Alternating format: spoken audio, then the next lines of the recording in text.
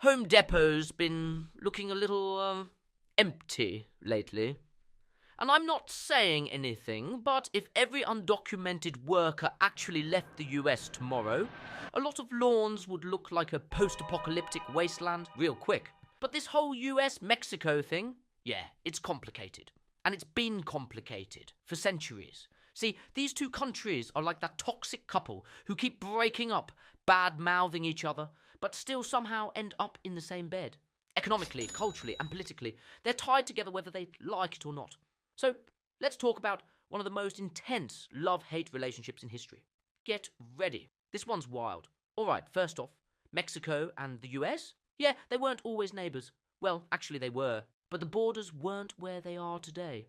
Because, plot twist, half of the US used to be Mexico. Texas, California, Arizona, New Mexico, Nevada, Utah, Colorado. Yeah, all of that. Mexico. So, how did the US get it? Simple, classic America. They took it. Back in 1846, the US picked a fight with Mexico in the Mexican-American War. Mexico was still recovering from fighting Spain for independence. And the US was out here flexing. Long story short, Mexico lost hard.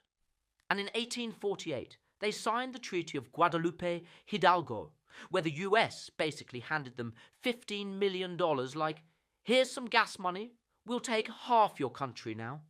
Imagine getting mugged, and then your robber throws you a $5 bill like, go get yourself something nice. So, yeah, not the best start to a friendship. Fast forward to today, and you'd think things would be cool, right? Nope. Because here's the thing. Americans and Mexicans love to talk trash about each other. In the US, a lot of people think Mexico is just tacos, cartels, and people trying to sneak over the border. And in Mexico, Americans are seen as loud, entitled tourists who somehow think every Spanish-speaking country is just a big resort for them to get wasted in. But the funniest part? They both love each other's stuff. Americans love Mexican food, love it. Mexicans, they love American pop culture, tech, and yeah, a lot of them actually move to the US for work opportunities. But guess what? The reverse is happening too. This is where things get hilarious. Because while Americans complain about Mexican immigrants taking jobs, guess who's moving to Mexico in record numbers? Americans, specifically remote workers. Turns out, Mexico's got better weather, cheaper rent, and better tacos. And now locals in Mexico City are getting mad because Americans are taking over and driving up prices.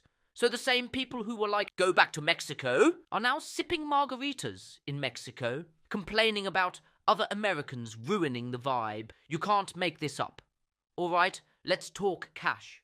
Because if the US and Mexico actually broke up, the US would be in trouble. Big trouble. Mexico is the US's biggest trading partner. Not China, not Canada. Mexico. You like your cheap avocados? Your Ford truck? Yeah, Mexico had something to do with that. Mexican workers in the US also send billions back to Mexico in remittances. That money literally keeps parts of the Mexican economy running. So for all the tough talk, these two countries are financially handcuffed to each other. Politicians love to talk about securing the border like it's a Call of Duty mission. Except Kamala, she's special. She only visited the border one, and oh well, that's a conversation for another day. But here's the truth. The border will never be fully closed, because the US actually needs Mexican labor. Trump might come up with some ideas like bringing them back on visas or something like that. But think about it. Who's picking the crops? Who's doing construction? Who's working in factories? If they all leave forever, the US economy low-key relies on Mexican labor, especially undocumented workers. It's a don't ask, don't tell situation. Their labor is just cheap. That's why immigration crackdowns happen just enough to make it look like something's being done, but not enough to actually stop the flow. So yeah, the US and Mexico, they're stuck with each other forever. They fight, they talk trash. They have a long, messy history. But at the end of the day, Mexicans will keep coming to the US for better jobs. Americans will keep going to Mexico for cheaper living and better tacos. And honestly, this whole rivalry, it's just two countries that are way too similar but refuse to admit it.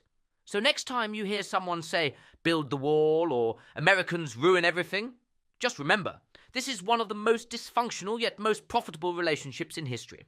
Now, if you'll excuse me, I'm about to go eat a burrito while watching an NFL game. Because America. If you liked this video, subscribe or don't. But if you don't, just know I'll be in Mexico, drinking a margarita, thinking about how much better their Coca-Cola is. Peace